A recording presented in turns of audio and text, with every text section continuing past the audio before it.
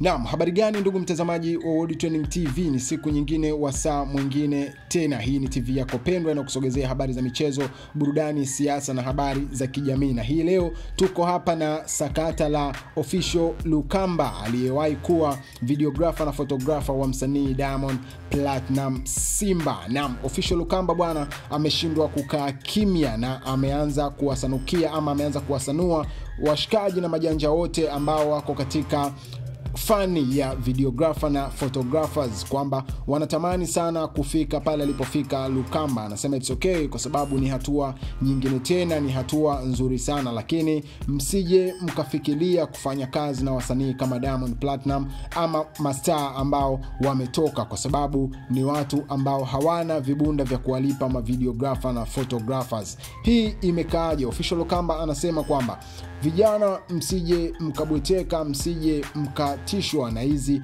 medias ambazo zinapeperusha taarifa ama zina wafanya watu fulani waonekane katika lenki fulani kama Official Lukamba, nikiwa nimepiga picha na Snoop Dogg na watu kama hao, mkachukulia kwamba tayari maisha yangu yameshakuwa yako katika level hiyo ambayo mnaona kwenye picha. Hapana, hiyo ni kinyume. Mimi kama Official Lukamba pale natengeneza brand yangu binafsi, lakini pia wale ni watu ambao naweza pia nikafanya nao kazi pale, natengeneza kazi nyingine. Haina maana kwamba mimi pesa zangu ama kipato changu kimefikia level ya kukaa na watu kama wale, lakini ukikutana ama ukifanya kazi na mtu kama Diamond Platinum, anaweza akakusaidia kupata matobo mengi na kutengeneza trust kwa watu wengine ambao wanatamani kufanya kazi na wewe. Lakini pia kipato chako unaweza ukakiongeza kuanzia 0 kwenda mpaka kwenye 10, lakini haina maana kwamba Diamond Platinum ananilipa kiwango hicho ambacho mimi naweza nikasema sina dhiki ndogo.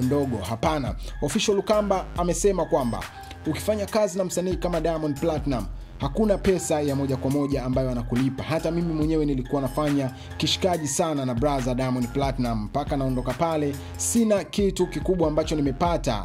Kikubwa ni kutengeneza jina, kutengeneza trusting kwa watu wengine, lakini kuhusu mitonyo, hakuna mtonyo wowote. Mimi mtonyo wangu mwingi nilikuwa na upata nje ya Diamond Platinum, kwamba watu wameshaniona nafanya kazi na Diamond Platinum, watu wameshaona nafanya kazi na wasanii wengi wakubwa. Kwa hiyo na wao mtu anapokuja kunipa kazi anachukulia brand ile ambayo niko nayo kwa Diamond Platinum. Kwa hiyo mimi ndipo ninapopata nafasi ya kumshona katika bei ili nifikie kile kiwango, lakini sio kufanya kazi na Diamond ndio kutoka kimaisha. Vijana ambao mko kwenye tasnia na mnataka kufika pale, basi msije mkatishwa na posti ambazo tunaziposti tukiwa na mastaa wakubwa. Ndugu mtazamaji wa World Trending TV, hao ni maneno ya Official Lukamba akiwaambia vijana ambao wanafanya videographers na photographers wasije wakatamani kufanya kazi na wasanii wakubwa wakijua kwamba watatoka, ila pale wanatengeneza trust. Ndugu mtazamaji, kama ndio mara yako kwanza unaungana nasi, gusa neno subscribe ili uwe wa kwanza kupokea taarifa zetu kila siku.